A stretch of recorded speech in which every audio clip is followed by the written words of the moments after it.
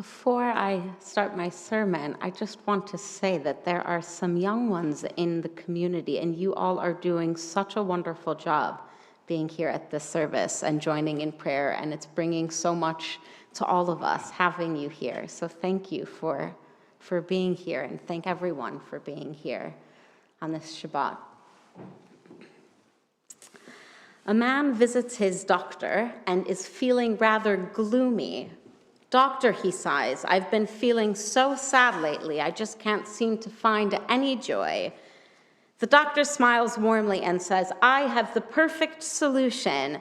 The famous circus is in town this week, and they have a wonderful clown named Chuckles. Everyone says he's the funniest performer they've ever seen. He makes the whole audience roar with laughter. You should go and see his show tonight." Yes, Kelly agrees. The man looks up with a sad smile and replies, "That won't help me, doctor. You see," what's the punchline? "I am Chuckles the clown."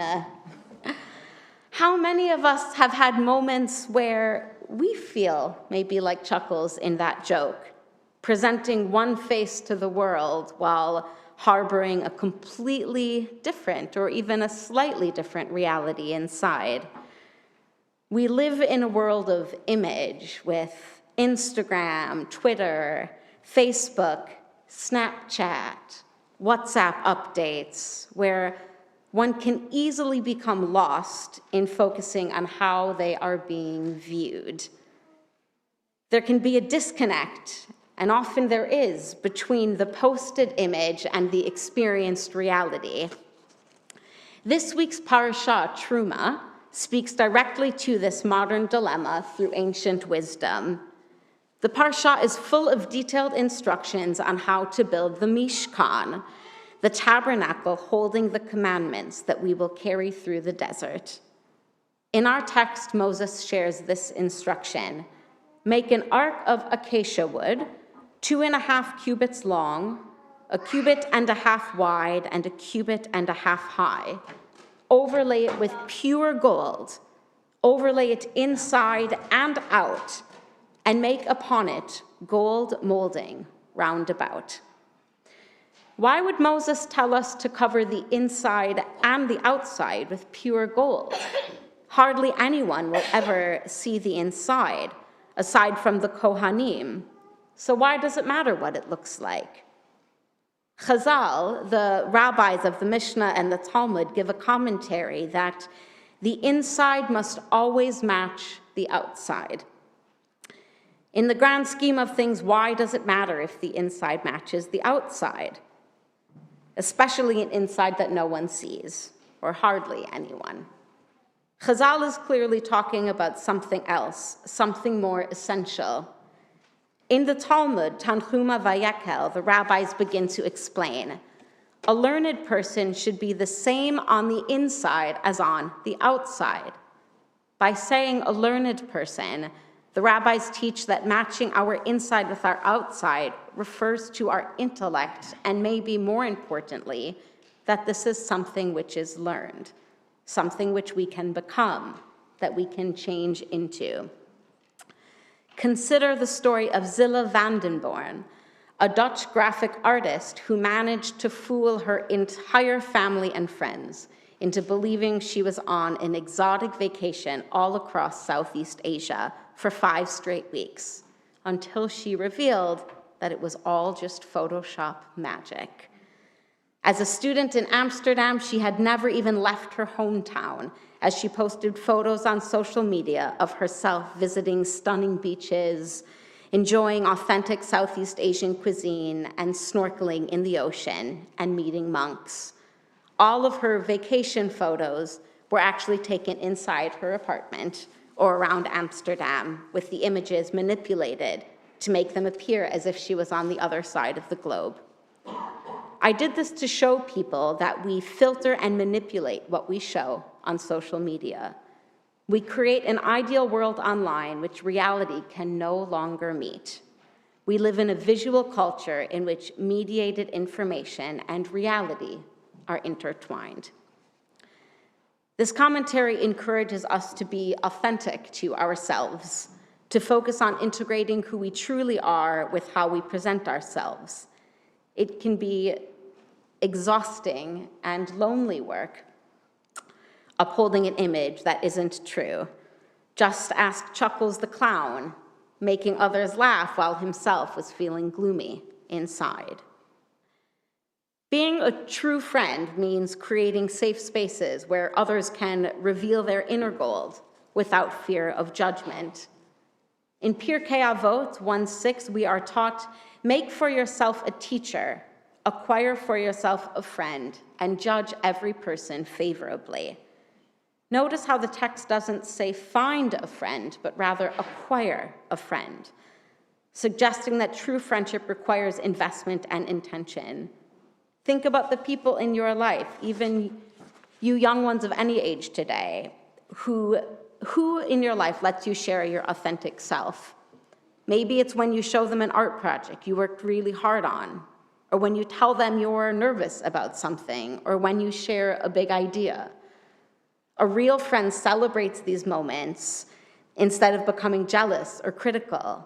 When your friend gets an award at school, do you feel happy for them or sad that it wasn't you? When someone shares a difficult feeling with you, do you listen with kindness or walk away? The last part of the teaching, judge every person favorably, reminds us to approach others with generosity and understanding, creating the safety needed for authenticity to flourish.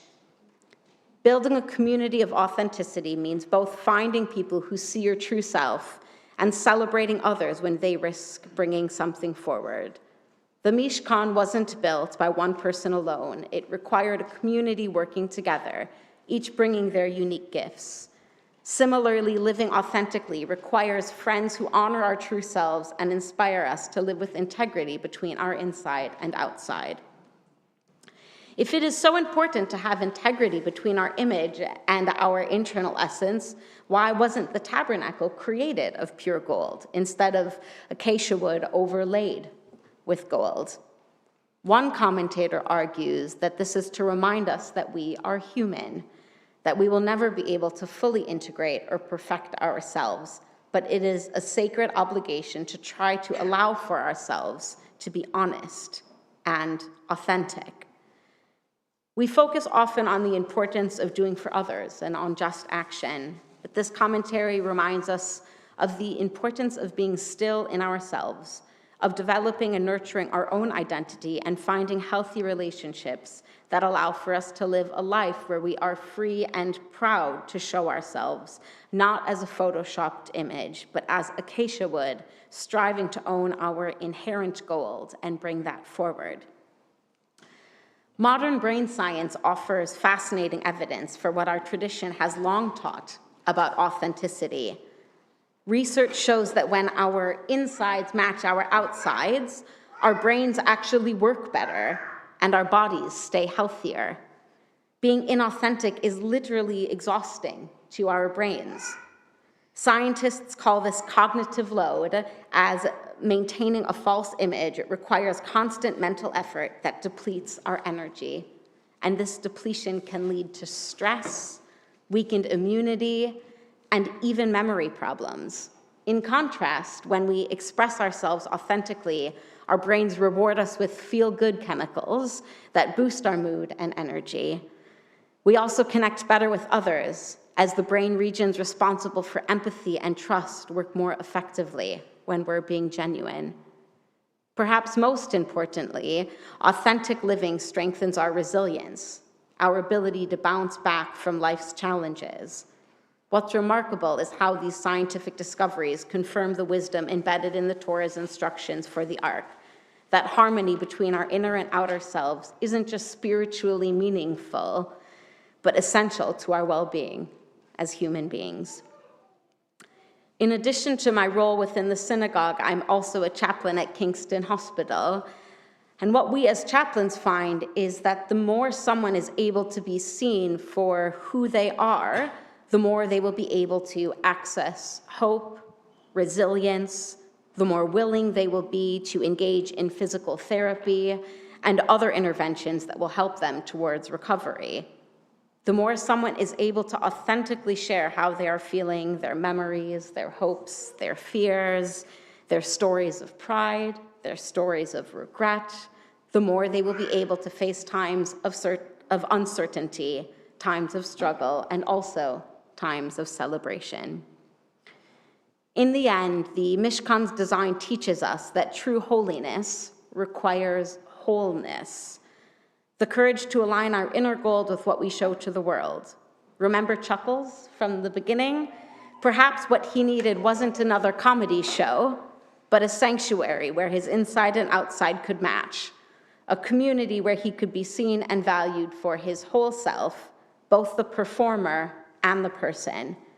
May we all find the strength to build our lives like the Ark of the Covenant, with integrity between what lies within and what others see without. And may we create spaces where others can do the same. Shabbat Shalom.